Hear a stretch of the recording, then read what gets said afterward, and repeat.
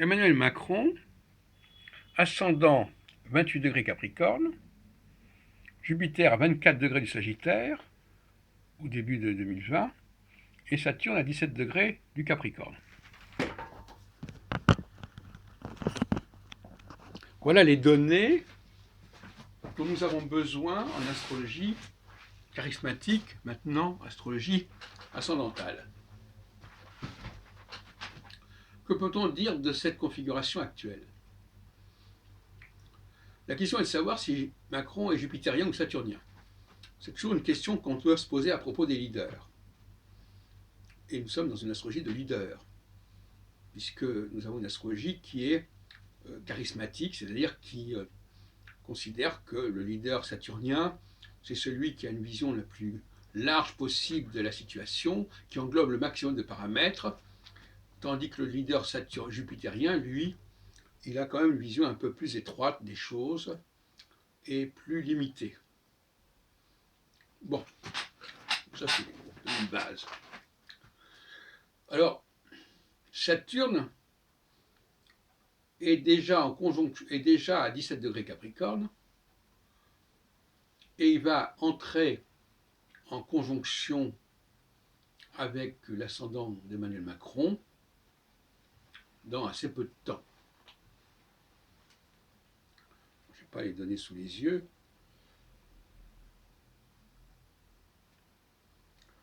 mais ça ne manque.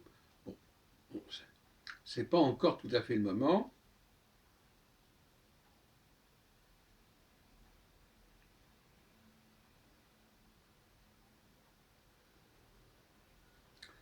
Mais il n'est pas encore complètement en conjonction et il ne sera pas avant 2021. Donc on est en phase de quadrature. Fin de phase de quadrature. Pour Jupiter, s'il est jupitérien, on est également en phase de quadrature puisque Jupiter est à 24 degrés du Sagittaire et donc il ne va pas arriver directement sur l'ascendant de Macron à 28 degrés Capricorne. Donc dans les deux cas, on a des planètes dominantes des leaders qui sont en phase de quadrature. Et la phase de quadrature est une phase très particulière, donc ça nous remet à 2021 pour la conjonction dans les deux cas, puisque Jupiter va plus vite que Saturne de toute façon. Une phase où l'on n'assume pas totalement son déterminisme de base. C'est-à-dire, quand un Saturnien est en phase de quadrature, il n'est pas vraiment Saturnien. Quand un Jupitérien est en phase de quadrature, il n'est plus vraiment Jupitérien. Il s'essaie à d'autres rôles, à d'autres personnages, qui ne correspondent pas exactement à sa nature. Et il faut craindre que dans le cas de Macron, on soit devant une telle situation. Alors évidemment, il faut remonter un certain temps pour voir à quel moment il entrerait en phase de quadrature, mais la phase de quadrature durant 7 ans, ça nous renvoie quand même, pour Saturne en tout cas, assez loin dans le temps. En revanche, pour Jupiter, on remonte assez rapidement à l'entrée de la phase de quadrature, qui ne dure que 3 ans. Ce qui veut dire que, je crois que l'option jupitérienne est préférable d'ailleurs pour Macron, que lorsqu'il a fait sa campagne présidentielle en 2017, Jupiter était probablement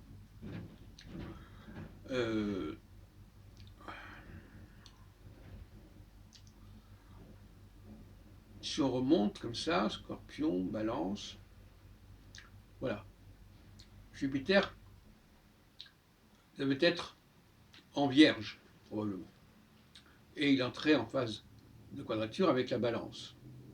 Quand Jupiter était à 28 degrés de la Balance, il a formé un carré avec l'ascendant de Macron à 28 degrés Capricorne. Alors, je ne vais pas vérifier, mais c'est à peu près cela. Donc, là, il va sortir la phase de quadrature, dans les deux cas, et si on reste sur la base de Jupiter, il va probablement entrer en 2021 il va passer carrément sur l'ascendant d'Emmanuel Macron. Qu'est-ce que ça signifie? Ça signifie que Macron va renoncer à jouer le Saturnien, parce que quelque part, en phase de quadrature, quand on est jupitérien, on joue à Saturne, et quand on est saturnien, on joue à Jupiter, enfin, en gros. Donc il va renoncer à ses prétentions à diriger l'Europe, à s'occuper de tout, et il va rester beaucoup plus centré sur les questions nationales et locales, car n'oublions pas qu'aujourd'hui, il est très marqué par les exigences de l'Union européenne, ce qui est également saturnien. Donc finalement, il se trouve dans une situation un petit peu compliquée, si je ne me trompe pas, où il doit jouer un rôle saturnien, alors qu'il n'en a pas les tripes, véritablement. Voilà ce que je dirais, très grossièrement, pour illustrer la méthode de travail que je vous propose. À partir de 2021, quand Jupiter passera sur l'ascendant d'Emmanuel Macron à 28 degrés Capricorne, nous aurons un Macron qui sera plus cohérent avec lui-même, plus modeste dans ses prétentions européennes, mondialistes, et qui se révélera pour les élections de 2022, c'est la fin du quinquennat, qui se révélera beaucoup plus dans une fibre nationaliste. Ce qui sera intéressant, alors il faudra étudier évidemment le thème des autres concurrents.